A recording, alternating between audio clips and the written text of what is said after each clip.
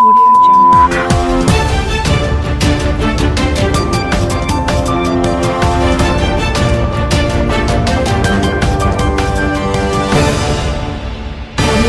हैं यहाँ से 21 में हमारे से यहाँ से बच्ची मैट्रिक करके गई हैं और वो बच्ची ऐसी थी जिनकी वालदा की डेथ हो गई हुई थी, नानी अम्मा के साथ रहती थी और बेटी के जो वालिद साहब हैं वो मज़दूरी करते थे दिहाड़ी पे, ईंटें वगैरह ढोते थे। तो जब उस बच्ची के इतने अच्छे नंबर आए और रिज़ल्ट लेने के लिए नानी अम्मा उनकी आईं तो वो बहुत ज़्यादा ज़ारों कतार रोने लगी। वो बच्ची का चंदा स्कीम भी मुतारिफ हुई है, पता नहीं आपके इल्म में है कि नहीं है, ज़रा वो भी मुझे बताएं कि आपको किसी ने अप्रोच किया है, क्योंकि हमें पता ये चला है कि मुख्तलिफ स्कूल से भी गवर्नमेंट ने कह दिया दो जी पैसे तुर्की भेजने ने। ये आपने बहुत ही दुखती रग पे हाथ रखा है। बिस्मिल्लाहिर्रहमानिर्रहीम, अस्सलाम वालेकुम नाजरीन, मैं हूं कामरान अली और आप देख रहे हैं मेरा यूट्यूब चैनल 1K न्यूज़। आज हम मौजूद हैं दी ट्रस्ट स्कूल वावदा टाउन कैंपस में और ट्रस्ट स्कूल की जानिब से यहाँ पर भी एक मेगा फेस्टिवल सजाया गया था और यहाँ पर भी बच्चों ने तरह तरह की चीज़ें बनाई, स्टॉल सजाए गए और इसके साथ साथ आपको ये भी बताएं कि खाने पीने के भी भरपूर इंतजाम थे। हम बात करेंगे मैडम साहिरा ताहिर जो हैं उनके ऑफिस में चलते हैं और उनसे जानने की कोशिश करते हैं कि वो किस तरह स्कूल के मामला जो हैं वो चला रही हैं। तो आइए मेरे साथ चलिए, मैडम साहिरा ताहिर से मिलते हैं। अस्सलाम वालेकुम मैडम, कैसी हैं आप? खैरियत से हैं? जी जी, करम अल्लाह का। अच्छा मैडम, ये बताएं ट्रस्ट स्कूल जो है आज हमने बाहर देखा बड़ी सजावट हुई हुई है, तो ये कब बुनियाद रखी है आपने, कब से चल रहा है, कितनी ब्रांचेस जो हैं वो लाहौर में काम कर रही हैं? जी अस्सलाम वालेकुम। पहले तो मैं आपका शुक्रिया अदा करूंगी कि आप यहाँ आए और हमारे सिस्टम को देखा। जो हम कहते हैं कि हमारा जो एजुकेशन का सिस्टम है वो सुनने से ज़्यादा लोग आकर देखें और बग़ैर इत्तला के देखें कि हम ट्रस्ट क्या कर रहा है। तो ये हमने 93 में सोचा था और 96 में हमारा ये पहला स्कूल बना ठोकर न्याज बेग पे और इस वक्त माशाल्लाह तकरीबन 14 मुझे ब्रांचेस। पता ये चला कि वो जो जगह है, वो जो ठोकर न्याज बेग वाली, वो सुना है आपके कोई जहेज में मिली थी आपको, तो आपने ट्रस्ट को दे दी, ये क्या कहानी है, जरा ये भी बताएं। बस जी वो मुझे तो पता भी नहीं था। हम वो यंग एज में पता चला था कि वो मिली है, तो फिर मेरे हस्बैंड ने कहा कि वो जगह हम कोई चीज़ बना लें। मैंने कहा बना लो, हमने क्या करना है, हमें तो एंड में एक जगह मिल जाए 3 गज की, वही काफ़ी है। तो वो फिर उससे बुनियाद डली थी। फिर उसमें हमारे 7 ट्रस्टी थे, वो उनके सब की हेल्प से हमने एक स्कूल बनाया। हाँ, बिलीव मी हमें अंदाज़ा नहीं था कि ये ऐसे फैल जाएगा। तो फिर हमने उस कितनी ब्रांचेस अभी लाहौर में जो है वो काम कर रही हैं? आप कहेंगे 14 या 15 ऐसे, जैसे अगर जूनियर और प्राइमरी और हाई स्कूल। कितने बच्चे जो हैं वो यहाँ पर फ्री तालीम हासिल कर रहे हैं और कितने जो हैं वो पेड हैं? इस वक्त इसमें टोटल 10,000 बच्चे हैं और ये पहले 10 साल जो थे ना 96 से 2006 तक, इसमें 100% फ्री थे। और इसमें ये था कि बच्चों को बुक्स भी और यूनिफॉर्म भी दी जाती थी और किसी हद तक ट्रांसपोर्टेशन का। ये समझती हैं कि आपके जो ये जो फ्री लवाजमात थे बच्चों की तालीमी, वो ज़रा कम कर दिए थोड़े से? जी वो वैसे ही वो बहुत फ़र्क पड़ गया। दूसरी ये कि कुछ ऐसे इदारे और कुछ लोगों की रिक्वायरमेंट थी जिसमें हमें पेइंग कैपेसिटी वाले बच्चों को भी इस स्कूल में एडमिशन कराना था। ट्रस्ट स्कूल लाहौर से बाहर भी जा रहा है या सिर्फ लाहौर में ही काम करेगा? नहीं, हमें उसके ऊपर बहुत ज़्यादा है क्वालिटी कंट्रोल पे। तो अभी हम अपने लाहौर के अंदर ही इसको कर रहे हैं। हाँ, हम ओपन होते हैं। आप समझती नहीं है कि देहात के जो बच्चे हैं, जो गुरबा हैं, जो गरीब वो मसकीन बच्चे हैं, उनके लिए भी क्वालिटी एजुकेशन ज़रूरी है? जी जी, हर इंसान के लिए जो इस दुनिया में आता है उसके लिए तालीम और तरबियत बहुत ज़रूरी है। ये हम लोगों का पहला फ़र्ज़ है कि हम उन बच्चों को ढूंढे करें और हम ये मोटिवेट करते हैं कि जो बंदे भी जहाँ भी हैं, चाहे वो इस्लामाबाद में है, फैसलाबाद, सियालकोट, चीज़ें, उस लोग जगह के लोग जो हैं वो अपने बच्चों को, अगर वो उनके पास तकरीबन 4 बच्चे उनके अपने 3 हैं, तो वो समझें कि अल्लाह ताला ने उनको 3 वालों को 4 दिए हैं, तो वो एक बच्चे की कफ़ालत का ज़िम्मे करें। हम ट्रस्ट के लिए कुछ नहीं, हम एक तहरीक बनाना चाहते हैं, जो कि हमने 96 में भी की थी कि एक पढ़ाए एक। कि अगर हम सारे मिलकर अपनी मुआशरे की ज़िम्मेदारी समझें और एक बच्चे को ओन करके उसको पढ़ाएं, नो मैटर वो कहीं भी है, तो अकॉर्डिंग टू आपके रिसोर्सेज आप उसको पढ़ाएं ताकि उसकी तालीम और तरबियत का बंदोबस्त हो। ये भी बता दें हमारे ज़रा, चूँकि हम आपको पता है हमारा काम है रिपोर्टिंग, सहाफ़ी तो चीज़ें तलाश करते रहते हैं। तो हमें ये भी पता चला कि इस स्कूल ने कई बड़ी सीटों को भी पैदा किया है, यहाँ से कोई बहुत-बहुत बड़ी शख्सियात भी पढ़ के गई हैं, वो कौन-सी हैं ज़रा वो भी बता दें? जी वो इस वक्त तो नाम तो मैं ऐसा नहीं, लेकिन एक्स का नाम इस्तेमाल कर सकते हैं लेकिन डेज़िग्नेशन तो बता दें। जी, अल्हम्दुलिल्लाह सबसे पहले तो ये मैं कहूँगी बार-बार, और इसको नेगेटिव में ना लीजिएगा, कि अल्हम्दुलिल्लाह हमने कोई पॉलिटिशियन नहीं पैदा किए। सुभान अल्लाह। ये मैं मतलब ये कितनी अहम बात है। अच्छा, पॉलिटिशियंस के हवाले से मैं थोड़ा बता दूं, हमारे सारे सियासतदान अच्छे भी हैं, सारी चीज़ें साथ साथ होती हैं। कुछ लोग नून लीग को पसंद करते हैं, कुछ पीटीआई को पसंद करते हैं, कुछ आज भी जिए भट्टो के नारे लगाते हैं, और कुछ जो नई तहरीक बनने जा रही है, एक मरकजी मुस्लिम लीग भी सामने आ गई है जो सब्जी आधे रेट पे दे रही है। मुख्तलिफ चीज़ें नज़र आ रही हैं। दी ट्रस्ट ने काबिल इंसान बनाए, इनका कहने का मकसद ये है। मैं ज़रा थोड़ा इसको मुख्तसर कर दूं। इन्होंने कोई ऐसा तबका जो है था उसको प्रमोट नहीं किया जो कि कल को जाके इस मुल्क के अगेंस्ट कोई काम करे। मुल्क की फलाह के लिए काम किया, ऐसे बंदे बनाए जो कि मुल्क को, कौम की खिदमत कर रहे हैं। जी बताएं जी। जी, हमने बिल्कुल आपने सही कहा। मैं फिर एक माज़रत के साथ, मकसद ये नहीं है किसी की दिल आज़ारी, लेकिन एक हमारी 2 जनरेशन्स ने, हम जनरेशन जो जा रही है, उन्होंने आखिरी चंद लोग देखे थे जो हकीकत में सियासतदान होते अच्छा, थे। मुझे ये भी बता दें, आपका भी बहुत वसी तजर्बा है एजुकेशन के हवाले से, ये सारे सियासतदान एचईसन से क्यों पढ़े हुए हैं? नहीं जी, ये ज़रूरी नहीं है। अगर ज़्यादा मैंने सुना है। ज़्यादा ठीक है, लेकिन ये कि वैसे जो सियासतदान, जो असल अवाम वहाँ की पड़ी हुई है, वो तो आप पाकिस्तान समझती हैं कि सियासत अगर करनी है तो एचईसन में दाखिला लेना ज़रूरी है, नहीं, बिल्कुल भी नहीं। और अगर काबिल इंसान बनना है तो दी ट्रस्ट में आना ज़रूरी है? नहीं जी, नहीं, दोनों का एक हसीन इम्तिजाज है। दूसरा ये कि नो डाउट मैं अभी भी इस फोरम पे कहूँगी कि एचिसन एक वाहिद इदारा है जो लीडरशिप क्वालिटी पैदा करने में बहुत बड़ा नाम है। हमारे जो बाकी स्कूल हैं वो बर्गर फैमिली टाइप, वो बच्चों को ना वो उधर चलाते हैं, ना वो किसी जोगा पाकिस्तान के लिए छोड़ते हैं। तो एचिसन जो एक ऐसा इदारा है जिसमें ये नहीं है। आप देखें वहाँ बहुत बड़े वडेरे, ज़िम्मेदार, डॉक्टर्स, इंजीनियर और हमारी तरह के अच्छा, दरमियाने ज़रा तबके थोड़ा भी। हमारे नाजरीन को ये भी बता दें हमारे प्रोग्राम के तवसल से, कि अगर मैं नाज़रीन इसमें थोड़ा-सा मैं एक एग्ज़ाम्पल दे रहा हूँ, एक मिसाल दे रहा हूँ। मैं किसी की ना तो दिल-आज़ारी कर रहा हूँ इसमें, बस हम बताना ये चाह रहे हैं अपने चैनल के तवसल से कि लोग समझें। हमारा जो बेसिक मकसद है ना, वो अवाम को समझाना है इस बात को कि हम कहाँ पे खड़े हैं, हम किधर जा रहे हैं और हमने आगे कहाँ जाना है। यही नहीं पता। मतलब जो जहाँ पे खड़े हैं, कुछ लोगों के अपने प्लान्स हैं, कुछ लोगों की अपनी तरजीहात है। सबसे बड़ी तरजीहात तो हमारे मुआशरे में इस वक़्त पैसा है। मगर मैं थोड़ा-सा बता दूँ, मैं मैडम सायरा ताहिर से भी ये सवाल करूँगा। मैडम मुझे ज़रा ये बता दें कि अगर आपका घर है 10 मरले का, और उस 10 मरले के घर में 10 लोग रहते हैं, और उन 10 में से 5 ऐसे हैं जिनको पैसों की बहुत सख्त ज़रूरत है, अगर वो नहीं देंगी तो उनके साथ कुछ भी हो सकता है, वो डिफ़ॉल्ट कर गए हैं समझ लें। और एक आपका 2 महल्ले छोड़ के घर है, वो कहना जी मैनू भी पैसे दियो, तो किनू दोगे, घर नू दोगे कि बाहर दोगे? देखिए जी, अगर हम उनको देंगे तो वो घर वाले लोग ऑटोमेटिकली कम हो जाएंगे, वो 10 से 7 पे आ जाएंगे क्योंकि वो 3 अल्लाह के पास चले जाएंगे। तो सबसे पहले तो घर को ही देखना है ना। और इस हवाले से हमारा ये है कि मैं ये चाहूँगी कि हर इंसान के लिए एक ही पैगाम है कि प्लीज़ खुदा के लिए किसी भी पॉलिटिकल पार्टी, किसी भी पॉलिटिशियन के साथ मत हो। पाकिस्तान के साथ हो, चाहे वो एक गरीब आदमी खड़ा है आपके अपने मोहल्ले में, सबसे पहले अपने आप को सुधारें। छोड़ दें पार्टी एक का। नई चंदा स्कीम भी मुतारिफ हुई है, पता नहीं आपके इलम में है कि नहीं है। ज़रा वो भी मुझे बताएं कि आपको किसी ने अप्रोच किया है, क्योंकि हमें पता ये चला है कि मुख्तलिफ स्कूल से भी गवर्नमेंट ने कह दिया दो जी पैसे तुर्की भेजने ने। ये आपने बहुत ही दुखती रग पे हाथ रखा है। ये ऐसे ही आया है, ये ट्रस्ट स्कूल जहाँ पे पहले 100% बच्चे फ्री थे और अब तकरीबन 42-3% बच्चे फ्री हैं। हमारी ख़याबान जनाह पे M5 में एक ब्रांच है, उसमें तो 99% बच्चे फ्री हैं। कोई पेंटर क्या है, कोई जो हाउस कीपिंग करती हैं ख़वातीन या और लोग हैं।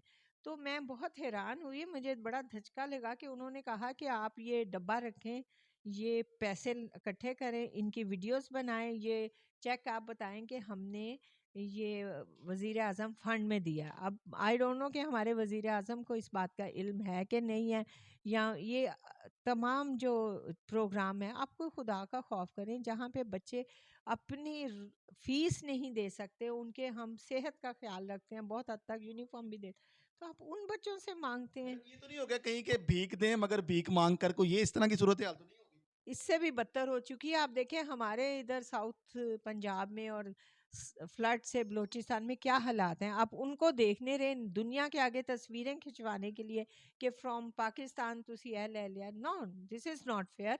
पहले आप अपने घर को, जैसे अभी आपने ही सवाल किया था कि अगर आपके घर में इतने लोग हैं और उनको ज़रूरत है, तो आप 3 घर छोड़ के ज़रूरत पूरी करेंगे या अपने घर को? तो मैंने आपको यही जवाब दिया था, ये इसका इस वक़्त यही है कि आप अपने दुनिया को दिखाने के लिए, तस्वीर बनवाने के लिए आप इमदाद इकट्ठी कर लें और अपने घर में से जो इस वक़्त पाकिस्तान के हालात हैं, सियासी भी और मुआशी तौर पे भी, उन उस तरफ तवज्जो देनी है। हम तो खुद इमदाद के मुंतज़िर हैं कि खुदारा कोई हमारे कर्ज़ों को माफ़ कर दे, कोई हमारे ऐसे प्रोग्राम ले आए कि हमारी डूबती हुई नैया फिर से तैरने अच्छा, लगे। मैडम ये भी बताएं, मेरी सहाफ़ती ज़िम्मेदारी ये मुझे ये कहती है कि पाकिस्तान में सालाना तकरीबन 3 से 4 हज़ार ऐसे बच्चे, काबिल बच्चे होते हैं जो कि सीए करते हैं, और सीए आपको पता है बड़ा मुश्किल एक कोर्स है, चार्टर अकाउंटेंट बहुत कम लोग बनते हैं।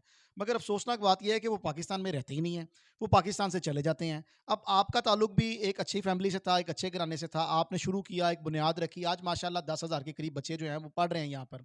ये बात की बात है कि वो बच्चे बड़े होके क्या बनते। आप लोगों ने एक दरख्त तो लगाया, एक पौधा लगाया, वो तनावर दरख्त बन चुका है इस वक्त, और मजीद आप उसको बढ़ाने के लिए जा रहे हैं।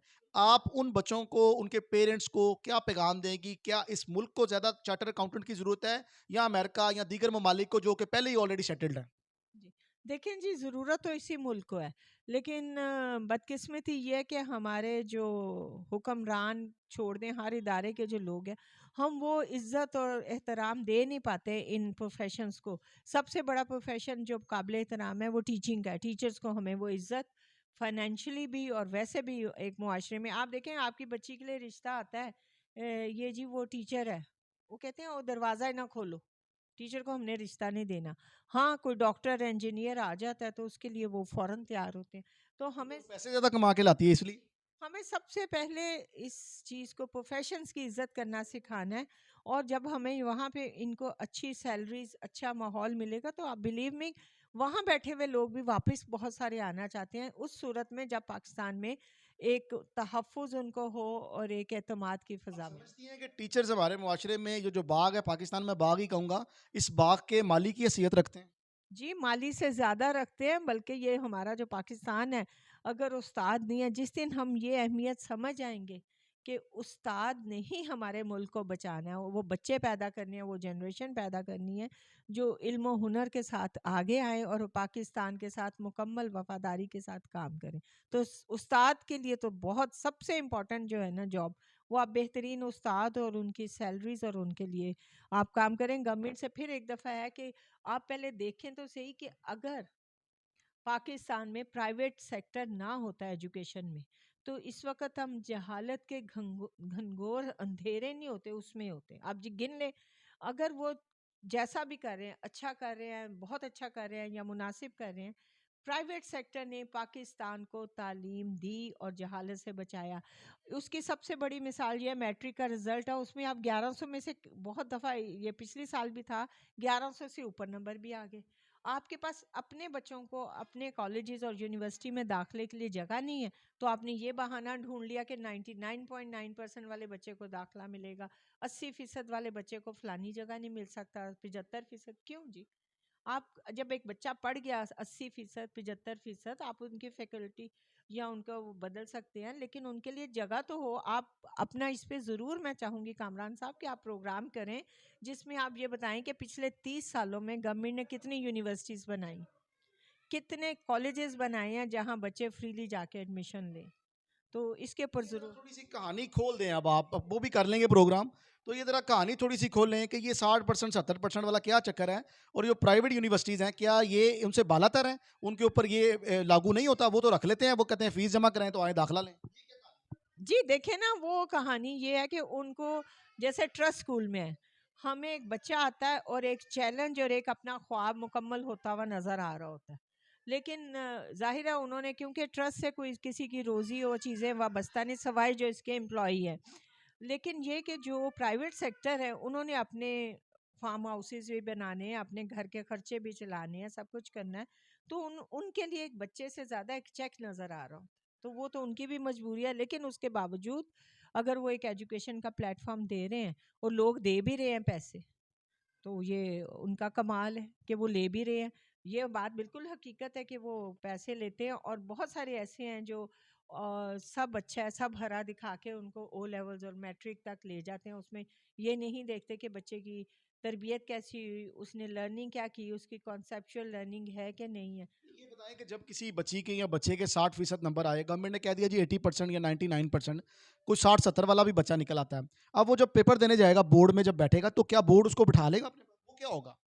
जी, देखें ये यहाँ पे हमारे बोर्ड का भी बहुत सारी चीज़ें हैं, लेकिन बोर्ड इस वक़्त तो गवर्नमेंट स्कूल वालों की तरफ से और दूसरे इदारों से हर बच्चे को बिठा लेते हैं। प्राइवेट सेक्टर में वो फ़िल्टर इसलिए लगाते हैं कि अगर वो बच्चे फ़ेल वाली लिस्ट में आ जाएँगे, तो उनका रिज़ल्ट ख़राब होगा।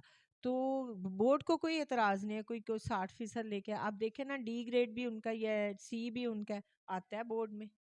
ये तो हमारे प्राइवेट सेक्टर का है कि वो कहते हैं कि हम वहाँ फ़िल्टर लगाएँ, हमारे इदारे का नाम इस्तेमाल ना हो, आप मैट्रिक का पेपर दें या ओ लेवल का दें, लेकिन ये ना हो कि आपने इस XYZ स्कूल से अच्छा, किया। एक स्कूल पहले ही जो है वो लोगों की इमदाद से और लोगों के चंदे से चल रहा है और यहाँ पर फ्री क्वालिटी एजुकेशन दी जा रही है, तो हम जो है वो प्राइम मिनिस्टर फंड में कैसे पैसे दे सकते हैं, ज़रा ये भी बता। ये तो मैं आप लोगों से, सारे मीडिया से कहूँगी कि काइंडली अपनी आवाज़ उठाएं कि वो बच्चे जो दे सकते भी हैं या नहीं है, आप अवेयरनेस कैंपेन चला सकते हैं।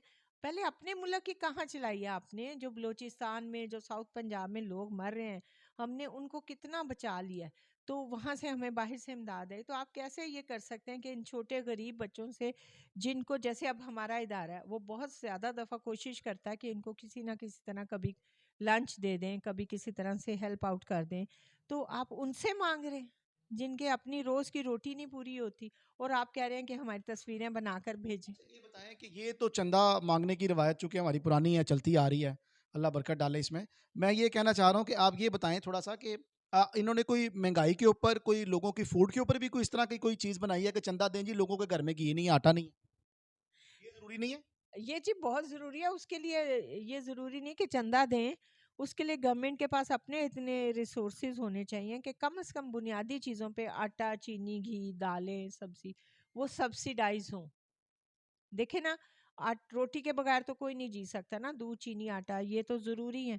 तो कम से कम अगर आपने लग्जरी चीज़ें महंगी की हैं, ठीक है आप करें इम्पोर्टेड गुड्स में, लेकिन ये जो हमारे अपने मुल्क में हैं, उनको तो आप प्राइस कंट्रोल कर सकते हैं ना।